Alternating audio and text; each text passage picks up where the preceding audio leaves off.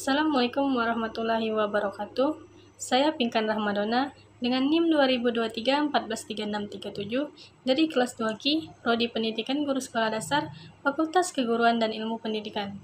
Pada kesempatan ini saya ingin memaparkan materi dengan subtema tentang mengidentifikasi tata urutan peraturan perundangan Republik Indonesia dengan mata kuliah Pendidikan Pancasila bersama dosen pengampu Bapak Dr. Hendra Wijaya, Sarjana Agama, Magister Pendidikan Islam. Baiklah, pada pembahasan yang pertama kita akan membahas tema tentang mengidentifikasi tata urutan peraturan perundangan Republik Indonesia. Peraturan perundang-undangan ini adalah peraturan tertulis yang memuat norma hukum yang mengikat secara umum ditetapkan oleh lembaga negara yang berwenang melalui prosedur yang ditetapkan dalam peraturan perundang-undangan. Tata urutan peraturan perundang-undangan ini di Indonesia yaitu peraturan perundang-undangan yang berlaku memiliki hierarki atau tingkatan. Peraturan yang satu ini berkedudukan lebih tinggi dibandingkan dengan peraturan lainnya. Tata urutan ini dilaksanakan sesuai prinsip atau asas umum yang berlaku dalam hukum.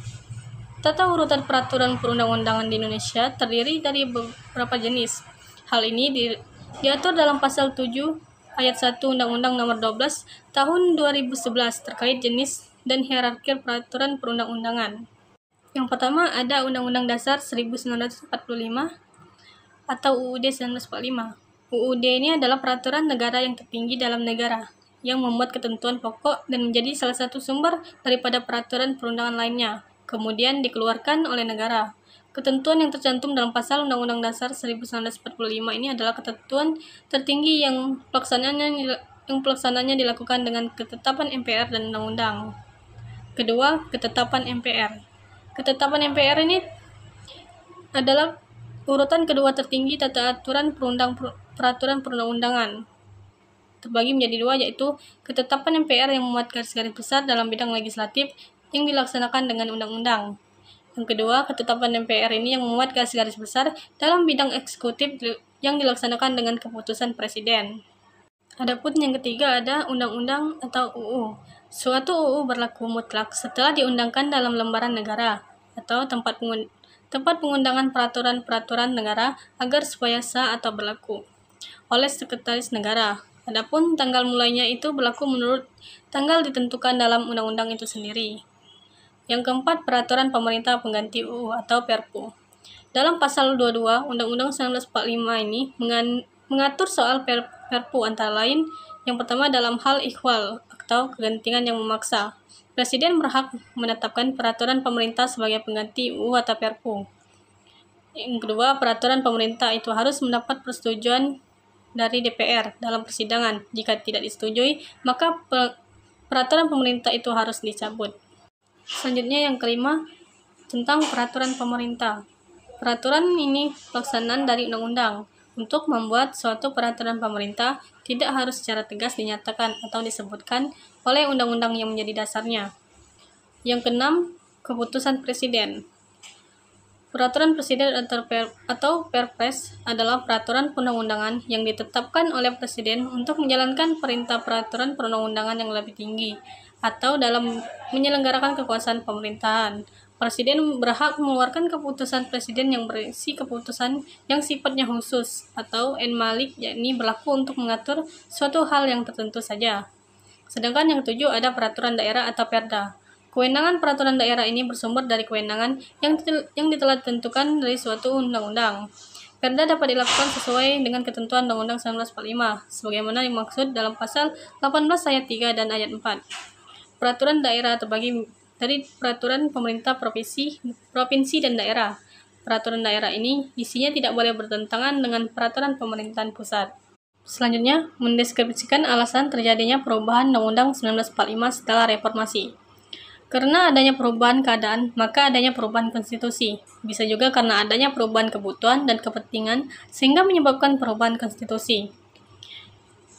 Amandemen pada awal-awal reformasi ini dilakukan guna untuk menyeimbangkan kekuasaan eksekutif, legislatif, dan juga yudikatif. Jika tidak dilakukan amandemen, maka akan terjadi ketidakseimbangan kekuasaan. Dengan adanya amandemen ini, maka akan terjadi perubahan dan kehidupan yang semakin demokratis. Amandemen ini dilakukan untuk melakukan penyempurnaan. Dengan amandemen ini dilakukan perubahan sesempurna mungkin. Jadi, perubahan Undang-Undang Dasar 1945 ini setelah reformasi merupakan respon terhadap tuntunan akan reformasi politik, ekonomi, dan juga sosial yang muncul dari masyarakat Indonesia. Salah satu alasan utamanya adalah keinginan untuk mengakhiri rezim otoriter, Orde Baru, dan memperjuangkan demokrasi yang lebih inklusif serta mengembangkan negara yang lebih berkeadilan. Reformasi juga mendorong perlunya mengakomodasi aspirasi berbagai kelompok masyarakat, memperkuat mekanisme pengawasan terhadap pemerintah, serta menegakkan prinsip-prinsip hak asasi manusia. Hal ini memicu proses revisi UUD 1945 yang menghasilkan berbagai amandemen untuk mencerminkan nilai-nilai demokrasi yang lebih tinggi, modern, dan juga mengakomodasi dinamika sosial serta perkembangan zaman.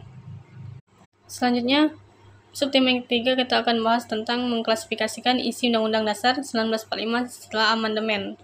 Berdasarkan aspek sistematika, maka Undang-Undang Dasar sebelum amandemen terdiri 3 bagian, yaitu pembukaan, batang tubuh, dan penjelasan.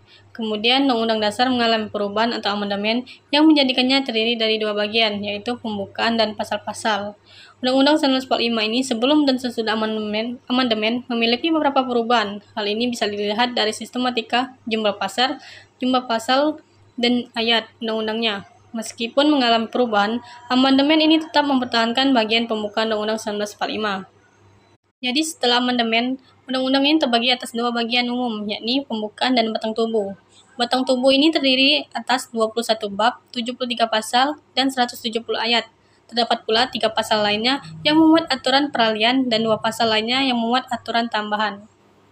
Ya, baiklah, mungkin itu saja materi yang dapat saya sampaikan. Semoga bermanfaat dan dapat dipahami dengan jelas. Saya ucapkan terima kasih. Wassalamualaikum warahmatullahi wabarakatuh.